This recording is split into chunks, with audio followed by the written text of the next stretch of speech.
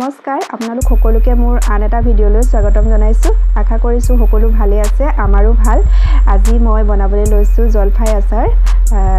আপোনালোকে ভিডিঅ'টো শেষলৈকে চাব স্কিপ নকৰাকৈ যদিহে ভিডিঅ'টো চাই ভাল লাগে লাইক কমেন্ট শ্বেয়াৰ আৰু সাবস্ক্ৰাইব কৰিবলৈ নাপাহৰিব তেতিয়া হলে বলকচোন মোৰ ভিডিঅ'টো আৰম্ভ কৰো আজি মই এয়া লৈছো জলফাই 1 কেজি লৈছো এতিয়া মই জলফাইখিনি এটা কেৰাহী গৰম কৰি লৈছো পানীখিনি উতলিছে এতিয়া মই ইয়াতে দিম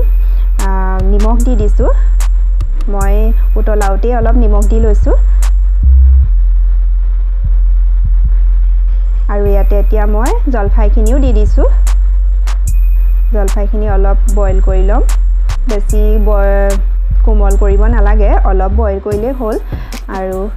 এতিয়া এইখিনি হৈয়ে গ'ল বাৰু এতিয়া এইখিনি মই এটা খৰাহিত ফুটা লগা কাঢ়ি লৈছো এইখিনি এতিয়া পানীখিনি যাবলৈ দিম এয়া এতিয়া এইখিনি মই অলপ পকিয়াই লম আৰু দুই এটা মই কাটিও লৈছো সৰু সৰুকৈ এইখিনি এয়া দেখিছে নহয় আৰু এতিয়া মই ইয়াতে অলপ হালধি সানি দিম আপোনালোকে প্ৰয়োজন অনুসৰি সানিব পাৰে মই অলপ সানি দিছো ইয়াত এতিয়া হালধিখিনি সানি ৰদাই লম অকনমান পানীখিনি যোৱালৈকে এয়া মোৰ ৰদাই হৈ গ'ল এতিয়া মই আচাৰখিনি থব লৈছো আৰু ইয়াত লৈছো মই শুকান জলকীয়া লৈছো মছলাৰ বাবে এয়া আৰু এচামুচ ধনিয়া লৈছো আৰু জিৰা লৈছো এচামুচ সফ লৈছো এচামুচ আৰু আজৱাইন লৈছো এচামুচ এইখিনি এতিয়া মই ভাজি লম অকনমান এখন কেৰাহী পাতি লৈছো গেছত এয়া এতিয়া মছলাখিনি দি দিছো ৰঙচুৱা কৰিব নালাগে বেছিকৈ ইয়াতে মই জলকীয়া কেইটাও দি দিছো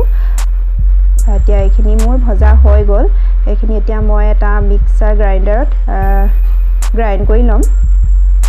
এয়া এইখিনি মই অলপ গোটাকে থৈছিলো মছলাখিনি আৰু যেহেতু মছলা গোটা হৈ থাকিলে আচাৰত ভাল লাগে বেছি মিহি হলে বেয়া হয় আৰু এতিয়া মই এখন কেৰাহী পাতি লৈছো ইয়াতে দিছো মই 1 কাপ মিঠা তেল আৰু তেলখিনি অলপ গৰম হ'বলৈ দিছো গৰম হোৱাত মই এতিয়া জলফাইখিনিও ইয়াত দি দিছো